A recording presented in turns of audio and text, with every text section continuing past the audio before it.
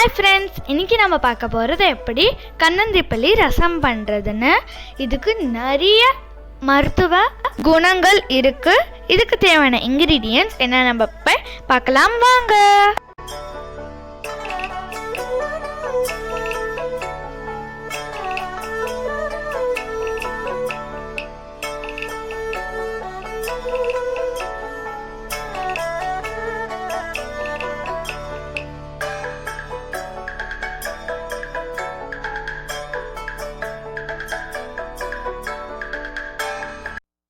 ஒரு சூடான பேனில் 2 டேபிள் ஸ்பூன் எண்ணெய் விட்டு 2 காஞ்ச மிளகா, 3 டீஸ்பூன் துவரம்பருப்பு, 1 டீஸ்பூன் மிளகு சேர்த்து இதெல்லாம் செவக்க வறுத்துக்கோங்க.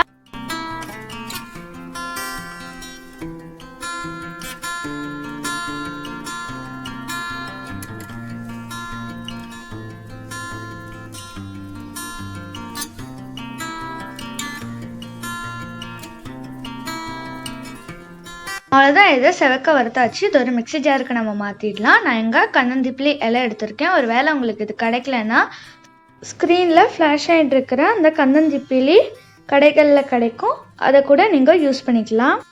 இந்த கண்ணந்திப்பள்ளி ரசத்தை மாதத்தில் 2 தடவை இல்லை 3 தடவை வச்சு சாப்பிட்டிங்கன்னா கோல்டு, காஃப், ஃபீவர் எதுவுமே வராது. இருக்கவங்களுக்கு கொடுத்தீங்கன்னாலும் சீக்கிரமாக அவங்களுக்கு குணமாயிடும். இந்த கண்ணந்திப்பள்ளி இலையை ஒரு சூடான பேனில் நல்லா ஒரு 10 செகண்ட்ஸ் வறுத்துக்கோங்க. வறுத்துட்டு இதையும் மிக்ஸி ஜாருக்கு மாற்றிடுங்க.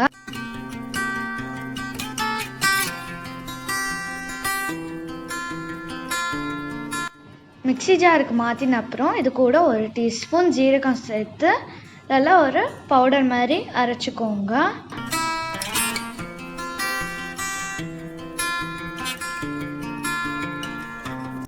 நான் எங்கே புளி கரைசல் எடுத்திருக்கேன். இது கூட நம்ம அரைச்சி வச்சுருந்த அந்த ரச பவுடர் சேர்த்து எல்லாம் மிக்ஸ் பண்ணிக்கோங்க.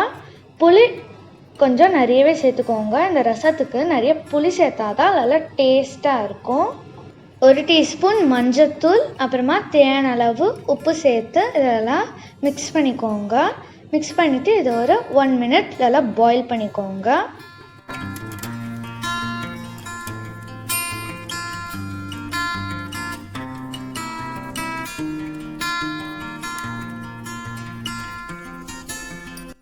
ஒரு கொதி வந்த அப்புறம் இது கூட 1 டீஸ்பூன் பெருங்காயம், கொஞ்சம் கருவேப்பிலை சேர்த்து இதையும் ஒரு 10 செகண்ட்ஸ் நல்லா பாயில் பண்ணிக்கோங்க.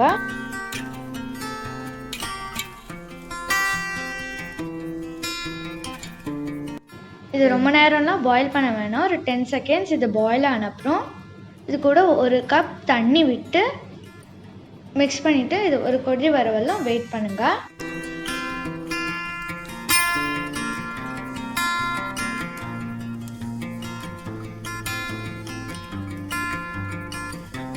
இது ஒரு கொதி வந்த அப்புறம் கேஸை ஆஃப் பண்ணிடுங்க. கடுகும் கருவேப்பிலையும் தாளிச்சிட்டு இதோட சேர்த்துருங்க. அவ்வளோதான், நம்மளோட கண்ணந்திப்பள்ளி ரசம் தயாராகிடுது. இந்த வீடியோ உங்களுக்கு பிடிச்சின்னா லைக் பண்ணுங்க, கமெண்ட் பண்ணுங்க, ஷேர் பண்ணுங்க. மறக்காமல் சப்ஸ்கிரைப் பண்ணிட்டு பக்கத்தில் இருக்க அந்த பெல் ஐக்கானை கிளிக் பண்ணிடுங்க. அப்போ தானே சார் எல்லா வீடியோஸும் உங்களை வந்து அடையும்.